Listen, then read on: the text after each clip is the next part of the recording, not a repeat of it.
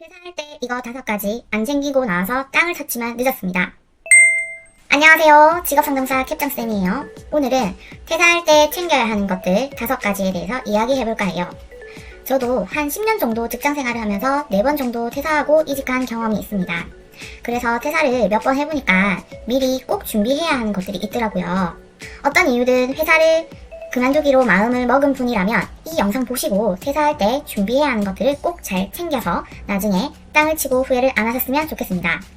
퇴사할 때 준비해야 하는 것들 5가지가 궁금하다면 구독과 좋아요 꼭 부탁드려요. 첫 번째는 경력증명서입니다. 경력증명서는 퇴사하기 전에 미리 꼭 발급을 해둬야지 나중에 편합니다. 회사하고 사이가 좋아서 편하게 전화해가지고 받을 수도 있지만 또 생각보다 전화하는 게 껄끄럽다라고 하는 분들도 꽤 있으세요. 저는 이제 취업 상담을 실제로 좀 많이 해보다 보면은 경력증명서 이거 떼는 게 좀 어렵다. 내가 회사에 다시 전화해서 싫은 소리 하기 싫다, 부탁하기 싫다라고 하는 분들이 꽤 많으셨어요. 그렇기 때문에 꼭 회사 그만두기 전에 미리 발급을 해두시고요. 그리고 회사가 폐업을 해서 없어지는 경우도 생각보다 많습니다. 우리 코로나 때 망하는 회사들 많았잖아요. 그런 경우에는 아예 서류조차 뗄 수 없는 경우도 있고요. 그리고 혹시 못 된 경우에는 건강보험 득실 확인서 발급받아가지고 4대 보험 가입 내역 부분으로 근무했던 사실을 증빙할 수는 있긴 하지만 그렇지만 이 서류에는 정확하게 내가 어떤 업무 경력이 있는지 업무 내용이 안 나옵니다. 그렇기 때문에 구체적으로 내가 했던 업무를 꼭 넣어서 미리 발급받아 두셔야 됩니다. 두 번째는 실업급여 준비인데요. 계약직이나 회사 사정으로 퇴사를 한 경우에는 특별한 준비 없이 수령을 할 수 있지만 자발적으로 퇴사할 경우에는 실업급여를 받을 수 없습니다. 그러나 자발적으로 퇴사를 해도 이후에 받을 방법이 있습니다. 실업급여 받는 조건을 살펴보시면은 피보험 단위기간에 통산하여 180일 이상일 것.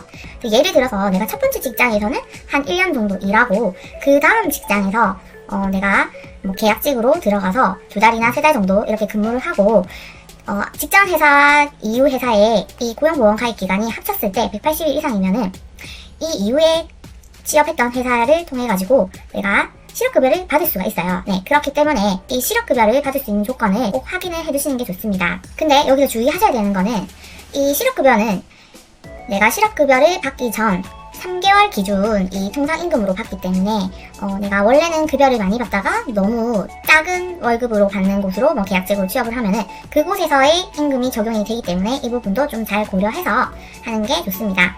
네 번째는 업무 성과 정리 자료 준비입니다. 진짜 회사 꼴도 보기 싫고 일도 정말 싫지만 어쨌든 내가 해왔던 일이기 때문에 이걸 가지고 결국에는 경력으로 재취업을 할 수 있기 때문에 회사를 그만두기 전에 꼭 정리를 해주셔야 돼요.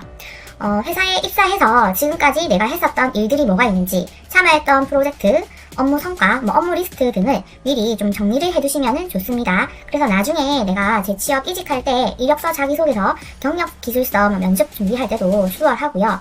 그리고 나중에 그만두고 나서 준비하잖아요. 기억이 잘 안 납니다. 다니고 있어야지. 그때 나 뭐 했었지? 이렇게 옆에 동료한테 물어볼 수도 있거든요. 네. 그리고 업무 자료도 보안상 회사에서 가지고 올 수 없는 자료는 못 들고 오지만 내가 가지고 올 수 있는 좀 중요한 자료 그런 것들은 법적으로 문제가 되지 않는 선에서 꼭 준비를 해둬야지 나중에 내가 또 다른 직장에 갔을 때 그거를 가지고 또 일을 할 수가 있습니다. 네 번째는요. 회사에서 받을 돈, 교육 등을 챙겨야 됩니다.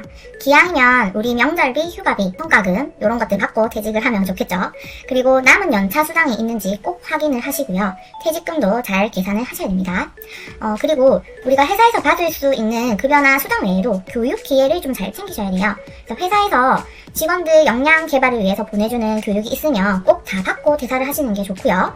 교육을 받고 나서 역량 강화한 게 결국에는 내 커리어, 내 이력서에 한 줄 추가가 돼서 나중에 재취업을 할 때 내 경력을 인정받는 데 도움이 되기 때문에 꼭 교육 부분도 잘 챙기셨으면 좋겠고요. 그리고 그만두고 나서 사비로 하려고 하면은 정말 돈이 많이 듭니다. 네, 그래서 이런 부분 혜택도 잘 놓치시지 마시고요. 추가로 통장도 미리 만드시는 게 좋아요. 내 소득에 대한 부분을 증빙을 못하면 통장 하나 만들기도 어렵거든요. 마지막 5번째는 퇴사 타이밍입니다. 이직할 회사를 구해놓고 퇴사하는 게 가장 베스트이긴 하지만 그렇지 않은 경우도 많아요. 솔직히 지금 당장 힘들어 죽겠어서 내가 좀 쉬어야겠는데 바로 또 다른 직장에 가서 일하기 좀 싫잖아요? 그런 경우에는 제 취업 시기를 잘 계획하셔야 돼요. 제가 취업 상담할 때 늘 말씀드리는 게 취업도 시즌이 있어요. 성수기랑 비수기가 있기 때문에 상반기는 3, 4, 5월, 하반기는 9월, 10월, 11월. 연말이나 여름 휴가 때는 회사들이 채용을 잘 안 합니다. 그렇기 때문에 내가 만약에 하반기에 취업을 할 거다. 그러면은 하반기 9월부터 9월을 역순으로 해서 최소 2달 전, 3달 전. 그러면은 한 6월에서 6월 정도부터는 재취업을 준비를 해야겠죠. 네. 이렇게 재취업을 준비하는 기간이 2, 3개월이 걸리기 때문에 이 부분을 잘 계획을 하고 회사를 하셔야 돼요.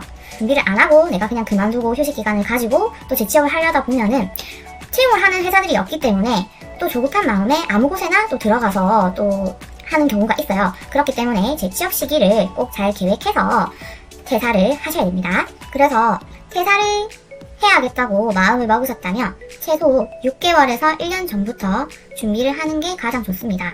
그래야지 내가 퇴사를 하고 나서 나한테 오는 리스크를 줄일 수 있기 때문이고요.